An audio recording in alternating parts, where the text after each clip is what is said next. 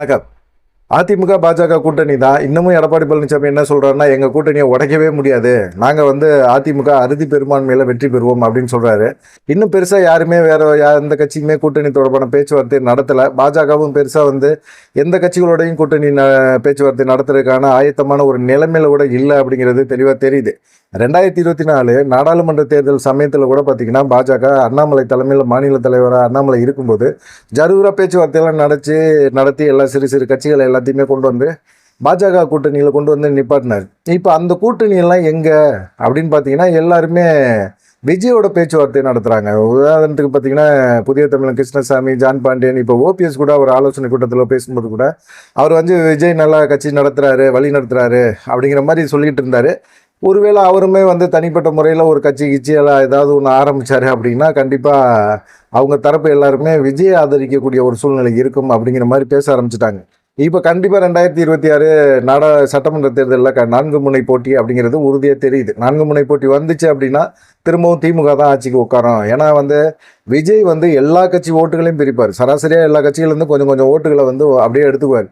ஆனால் அதிகமாக பாதிக்கிறது எந்த கட்சின்னா அதிமுக தான். அதிமுக ஓட்டுகளை தான் அதிகமாக பறிப்பார். ஏன்னா பார்த்தீங்கன்னா 89 அதிமுக 2ஆக இருந்துச்சு. ஜே அணி, ஜா அணின்னு இருந்துச்சு.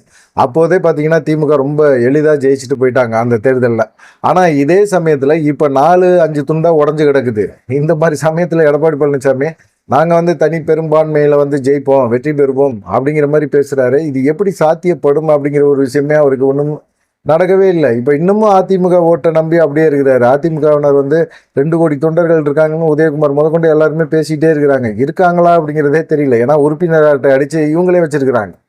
அப்படிப்பட்ட ஒரு சூழ்நிலையில் எந்த ஒரு இதுவுமே இல்லாமல் ஒரு நம்பிக்கையில் தொண்டர்களை உற்சாகப்படுத்துகிற மாதிரி பேசுறது.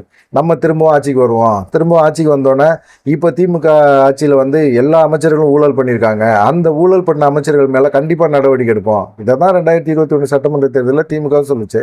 கொடநாடு வழக்கை நாங்கள் 3 மாதத்தில் முடிப்போம்னாங்க. என்ன நடந்துச்சு? அதிமுக திமுகக்குள்ளே ஒரு டையப் போட்டாங்க. கொடநாடு வழக்கை அப்படியே தூக்கி ஓரமாக போட்டாங்க. எவ்வளோ பெரிய ஒரு பஞ்சாயத்து அது, எவ்வளோ பெரிய வழக்கு அது. அந்த வழக்கை பற்றி திமுக விசாரிக்காமல் இன்னும் மக்களை தேர்தல் சமயத்தில் சந்திக்க போகிறேன் அப்படின்னு சொல்லும்போது கண்டிப்பாக திமுகவுக்கு மக்கள் ஓட்டு போடுவாங்களா? அதிமுக காரங்க ஓட்டு போடுவாங்களா? கடந்த முறை திமுக வெற்றி பெறதுக்கு மிக முக்கியமான என்ன, கொடநாடு வழக்கை விசாரிப்போம் அப்படின்னு சொன்னனால தான் திமுக ஆட்சியில் உட்கார வச்சாங்க. ஆனால் கொடநாடு சம்பந்தமாக இன்னும் ஸ்டாலின் அரசு ஒன்றுமே பண்ணவே இல்லை. அதே போல் தான் இவரும் சொல்கிறாரு, திமுக அமைச்சர்கள் ரொம்ப ஊழல் பண்ணுறாங்க, நாங்கள் ஆட்சிக்கு வந்தோன்னா அவங்க மேலே நடவடிக்கை எடுப்போம். கடந்த எடப்பாடி பழனிசாமி ஆட்சி காலத்தில் எவ்வளோ பேர் ஊழல் பண்ணாங்க. வேலுமணி எல்லாம் மின்சாரத்தில் எவ்வளவு தூரம் அந்த பொருட்கள் வாங்குறதுல எல்லாம் ஊழல் பண்ணார். எவ்வளவு குற்றச்சாட்டுகள் அவர் மேலே இருந்துச்சு. எம்ஆர் விஜயபாஸ்கர், தங்கமணி அப்படின்னு பார்த்தீங்கன்னா எல்லாத்து மேலேயுமே புகார் இருக்குது. ஆனால் யாரு மேலேயுமே திமுக அரசு வந்த உடனே சும்மா அப்படி கண் துடைப்பாக ஒரு வழக்கு இலக்கெல்லாம் போட்டாங்க, பதிஞ்சாங்க. அப்புறமா ஒரு அண்டர்ஸ்டாண்டிங் சபரீசனோட எடப்பாடி பழனிசாமி ஒரு பேச்சுவார்த்தை நடத்தினார். ஒரு அண்டர்ஸ்டாண்டிங் ஆச்சு, டக்குன்னு உடனே எல்லாமே முடிஞ்சு போச்சு. அதே போல தான் இப்போ எடப்பாடி பழனிசாமி இப்போ ஒருவேளை ஆட்சியில் உட்கார்ந்தாரு அப்படின்னா, அறுதி பெரும்பான்மை பெற்று அவர் முதலமைச்சராக உட்கார்ந்தாரு அப்படின்னா கண்டிப்பாக திமுக அமைச்சர்கள் மேலே நடவடிக்கை எடுப்பார்னு மக்களுக்கு நம்பிக்கை இருக்கா? கண்டிப்பாக கிடையாது. நடவடிக்கை எடுக்கவும் மாட்டார், எடுக்கவும் முடியாது. ஏன்னா அவருடைய ஆட்சி காலத்தில் அவர் பண்ண ஊழல் வழக்கு எல்லாமே திமுக தரப்பில் இருக்குது. அவங்க திரும்பவும் கவர்னரை சந்திப்பாங்க. ஒருவேளை திமுக ஆட்சி திரும்பவும் வரல அப்படின்னா அவங்க கவர்னரை சந்தித்து எடப்பாடி பழனிசாமி இப்படி பண்ணார், அப்படி பண்ணார் அப்படின்னு திரும்பவும் மக்களை ஐவாஸ் பண்ணிக்கிட்டே இருப்பாங்க. தொடர்ந்து 2 திராவிட கட்சிகளும் இந்த வேலையை தான் பண்ணுது அப்படிங்கிறதுல மிகப்பெரிய ஒரு குற்றச்சாட்டு இருந்துக்கிட்டே இருக்குது. அதே போல தான் இப்போ விஜய் கிட்டத்தட்ட பார்த்தீங்கன்னா எல்லா கட்சி வாக்குகளையுமே பிரிச்சிருவார் அப்படிங்கிறதுல உறுதியாக இருக்கிறாங்க. கண்டிப்பாக பிரிப்பார். அது இல்லாமல் அவர் இப்போ திமுகவும் பிரச்சாரம் தொடங்கிருச்சு, அதிமுகவும் பிரச்சாரம் பண்ண ஆரம்பிச்சிட்டாங்க. எல்லாருமே பிரச்சாரம் பண்ணும்போது விஜய் மட்டும் தனியாக இருக்கிறாரு அப்படின்னா அதெல்லாம் பிரதமர் மோடி ஸ்டைல். கடைசி 2 மாதம் தேர்தல் சமயத்துல எல்லாம் பார்த்தீங்கன்னா அவர் ஒன்றுமே கண்டுக்க மாட்டார். அவருடைய அலுவலக பணிகளை மட்டும்தான் பார்த்துக்கிட்டே இருப்பார்.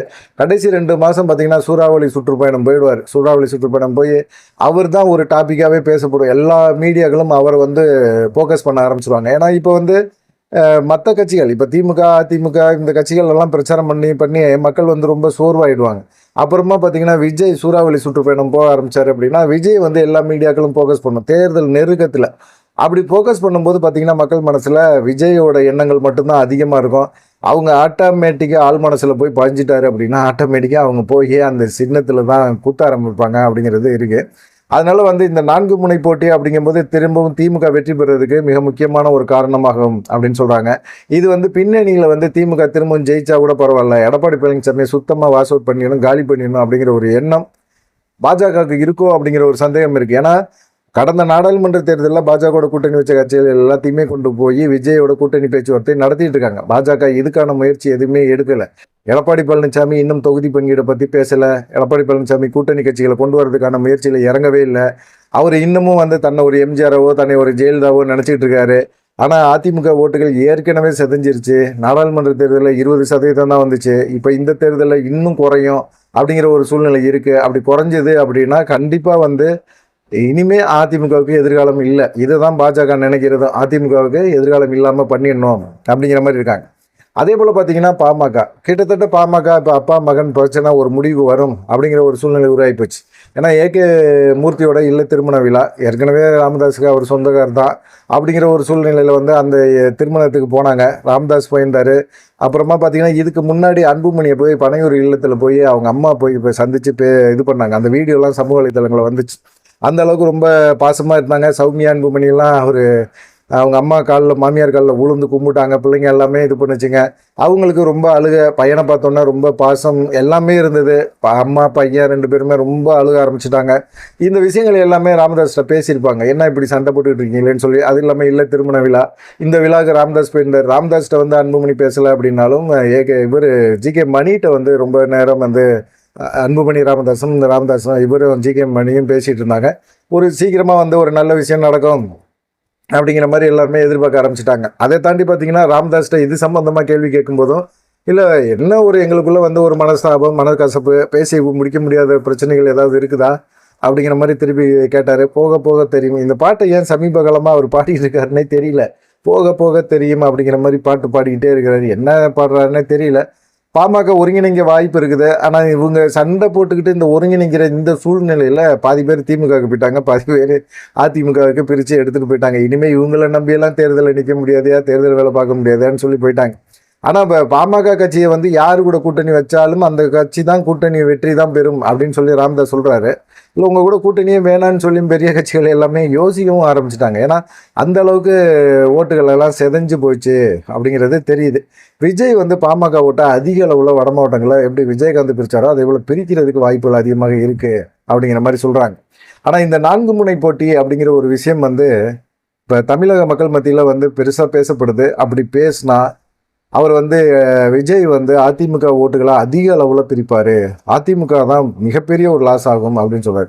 எடப்பாடி பழனிசாமி மட்டும் இப்படி சொல்கிறாரு. அறுதி பெரும்பான்மையில் நான் திரும்பவும் ஆட்சியில் உட்காருவேன் அப்படிங்கிற மாதிரி பேசுகிறாரு.